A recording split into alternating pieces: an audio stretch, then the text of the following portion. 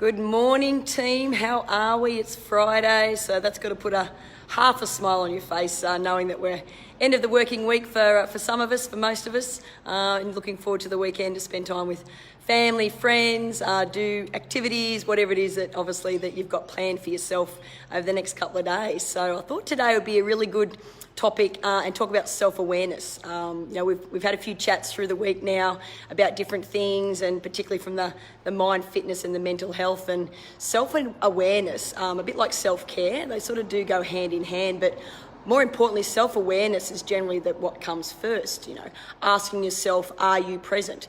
Are you currently being present with what's happening around you, what's happening with you, what's happening in your personal and professional lives, and just having that awareness around that certain things that are going on and how you process things. Are you giving yourself enough time, enough self-care, and also too, if some of the more negative things are happening, are you looking at ways to try and help combat that? And there's one thing I was sort of talking with some of the clients here this morning. I've just sort of finished training, is that when you are practicing self-awareness, you actually start to catch yourself out, and it's easier said than done. Like, it seems like for a lot of people this could be just something really easy to look at. Hey Mark, we're just talking about self-awareness this morning. Catching yourself out when things may be spiralling or getting out of control, or you're feeling overwhelmed, and taking that time to stop. Reset your thought processes. It could be as simple as, removing yourself from a room, a couple of deep breaths, not actually making a phone call or doing something if you've got time, to just stop and just be present in the moment and just sort of try and find out what is it that is the catalyst maybe, what is the trigger, what is it that's actually causing you to feel or act a certain way, because it will be something. It doesn't just sort of, reactions to situations don't just sort of come out of the blue. It's generally, it's a human emotion to sort of react and feel and process something, and depending on what it is, whether it's the positive or the negative side, is to actually recognise that and have that self-awareness. Because a lot of the times, and I know from someone that suffers from anxiety, that can actually be quite a big catalyst and a trigger for a lot of things. And over the years, and obviously the more recent times with the coachings and learnings that I've been doing,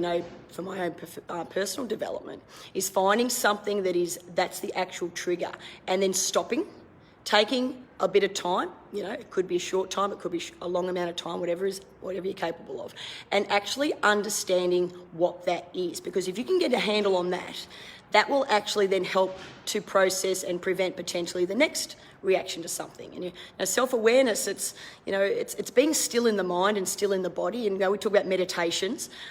People do yoga and stretching sessions for fitness, and that allows that mind to sort of calm rather than just smashing and bashing. People do meditation, getting into a familiar routine. I found that really hard when I started, about 3 months ago, because I'm pretty much fast and furious all the time. But I realised, because I was never allowing myself to be calm in my mind, that then when situations came up, I'd have that reaction because I didn't know anything different. I didn't actually have the self-education or the understanding or the self-awareness how to deal with that better. So if anyone, is out there and does have, that anxiety or reactions to things that sometimes you just go, geez, I wish I didn't feel like that all the time. It could be as simple as putting a new routine and practice into place. And another thing that I've found too, that, to try and create better self-awareness, and again at a time right now when there's still change, there's things happening, uncertain things that we can't bank on everything to happen every day or every week like we used to. It could be out of our control, and that means we can't control it. But all we can do is actually deal with it and process it and react in a way that's healthy for us. I'd suggest maybe write a list, sort of, in your life now, what are things that are working well? What is something that you find that is a good personal outlet for you, whether it's physical or mental or emotional. And then on the other side of that list, what isn't working so well? What is it that you find that now you are, if you stopped, thought about it and took time, What can you catch yourself out with that potentially is that catalyst or that trigger that you start to feel out of control in some situations? You know, that in itself, just making those two lists is the start of self-awareness.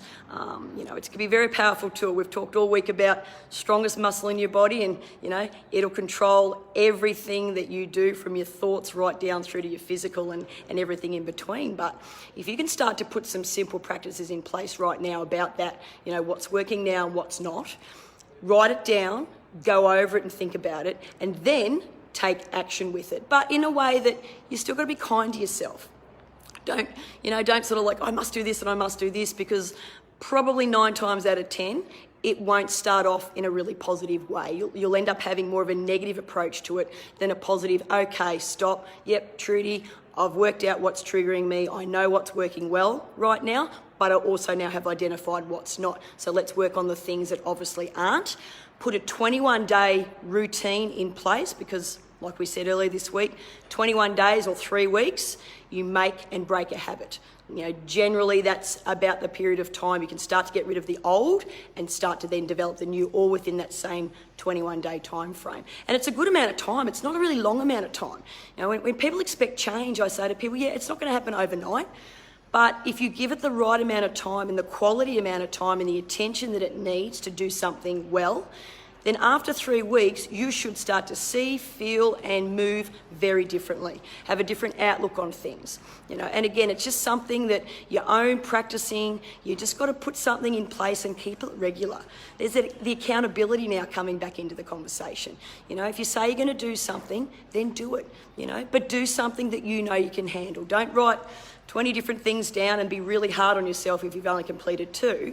Find something on that side of the sheet that maybe isn't working as well now, and concentrate on maybe 2. If you've got more than that, just 2 at a time, and start thinking about ways you can do that. Can you eat better? What we eat and what we consume affects our reactions of things, affects our emotions. You know, high sugar, high carb can cause depression.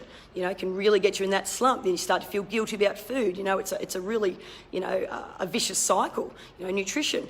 Do I need to exercise more? Maybe I should go and, you know, start walking. Maybe I've got a buddy because I need some accountability. I can ask them, you know, do you want to join a gym together? Do you want to do something together? Back into some sports, you know? And then something for your mental health. What is it you can do? Do you want to sort of like take up some meditation? There's plenty of apps out there. There's an app actually called the Calm app, C-A-L-M. It's a blue little app. It's free, the app. You can do, you know, buy and do more of that into it. And there's quite a few others out there too. But that might start to help you understand and to slow down. Help you maybe relax more at night so you get a better night's sleep. So when you wake up in the morning, you're not feeling tired and stressed because you actually haven't slept well, you've got that much on your mind, you haven't been able to download it. But, you know, there's a few tips. Again, I could talk for hours about this kind of stuff. I love it. You know, as you guys know, you know, mental health is as equal, if not more important than physical health, and now more than ever. Hence why this 7-day series has been put together, that, you know, if we can get some of these small little wins in now, guys, you guys will come out, you know, Monday, Tuesday next week, maybe with a bit more education, hopefully that it's been beneficial, but more importantly, some helpful tips to say, let's start putting some things in place. So write it down, have some ownership of it, because if you don't, a thought in your head, generally it won't come to fruition and you won't follow through. But more importantly, be kind to yourself about it. Cut yourself some slack. You know, we're not all perfect and you shouldn't think that way. Just do the best you can with what you've got. And if you do that over a period of 21 days, I guarantee it, you'll start to look and feel very different when certain situations come up. So anyway, have a great day. Day 5, I'm going to do a Q&A tomorrow morning. Tonight we're going to have a little break. Thank you again for Candice, you know, for joining me last night. If you haven't already seen that or joined live last night, just jump back in. You'll see the feed under this one, I think it'll be. That was last night's chats about bone broth, but more importantly about gut health and immunity, and how 80% of your immunity comes from your gut health. So if you don't feel like your guts are too healthy, you need to maybe have a look at what you're eating, what you're doing, and how obviously your body copes with a lot of things, particularly like stress. So, but anyway, have a great day, everybody. We'll do a Q&A tomorrow morning. Pop some questions in there that you'd like me to answer. And we'll do some new topics again tomorrow. We had some great chats on that on Wednesday night. But anything that, you know, is topical right now that I can try and help you with from an education perspective, that's what I'm here for. You know, leverage me as much as you can, because that's why this group got put together, to live life well, and now particularly after lockdown. So have a great day, everyone. Much love to you all. Be kind to one another, and I'll see you tomorrow morning, probably about 9:30. I'll pop it in the group later. See ya. Bye.